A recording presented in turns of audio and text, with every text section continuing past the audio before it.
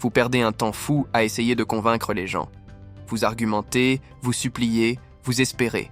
Et le plus souvent, vous prenez un non en pleine figure. Pourquoi ? Parce que vous posez mal vos questions. Aujourd'hui, on s'attaque à la technique ultime pour obtenir un accord quasi instantané. L'illusion du choix, ou ce que les psychologues appellent la double contrainte. Le principe est diabolique. Vous ne demandez jamais à quelqu'un s'il veut faire quelque chose. Vous lui demandez comment il veut le faire.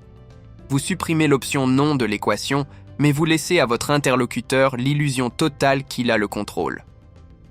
En moins de 10 secondes, son cerveau va arrêter d'analyser le pourquoi pour se concentrer uniquement sur le lequel.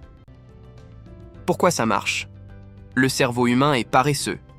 Décider de faire une action demande beaucoup d'énergie. Est-ce ce que j'ai envie ? Est-ce ce que j'ai le temps ? Est-ce ce que ça vaut le coup ? Par contre, comparer deux options simples est un processus très facile et satisfaisant. En lui donnant deux options positives, vous court-circuitez sa résistance. Il se sent libre parce qu'il choisit, alors qu'en réalité, vous avez déjà choisi pour lui.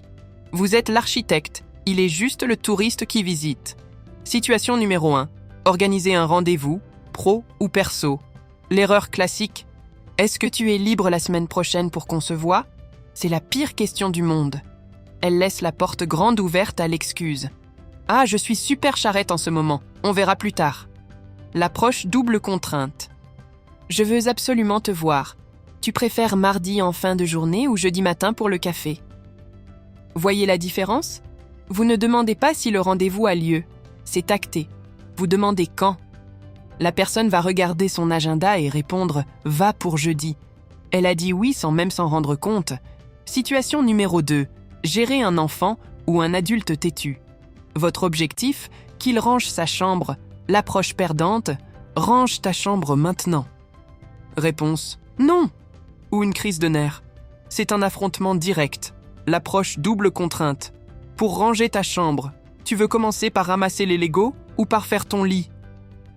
L'enfant ne pense plus à « je ne veux pas ranger ». Il pense à « qu'est-ce qui est le moins pénible ?» En choisissant les Legos, il a accepté la mission globale de ranger. Vous avez gagné sans élever la voix. Situation numéro 3. Conclure une vente. Vous sentez que le client hésite. L'approche de l'amateur. Alors, est-ce que vous le prenez ?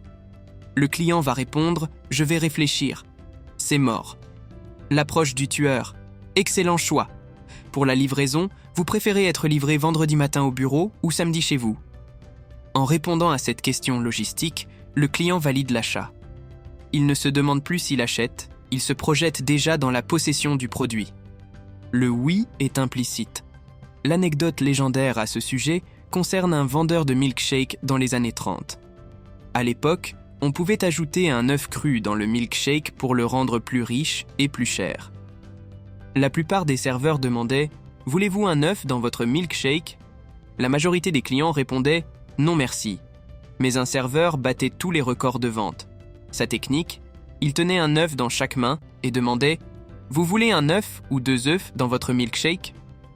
Les clients, pris au piège de la double contrainte, répondaient souvent « Juste un, merci ». Il avait réussi à vendre quelque chose qu'il n'avait même pas prévu d'acheter, juste en changeant la question. La leçon est simple. Celui qui pose les questions contrôle la conversation. Mais celui qui pose les choix contrôle le résultat. Arrêtez de demander la permission. Offrez des options. Ne demandez pas si, demandez lequel. C'est la différence entre espérer un oui et garantir un oui. Maintenant, vous avez 2 options. Vous pouvez ignorer cette vidéo et continuer à galérer, ou vous pouvez l'essayer dès demain matin et devenir un maître de la persuasion. À vous de choisir. Abonne-toi, like et partage. Chaque geste me donne de la force.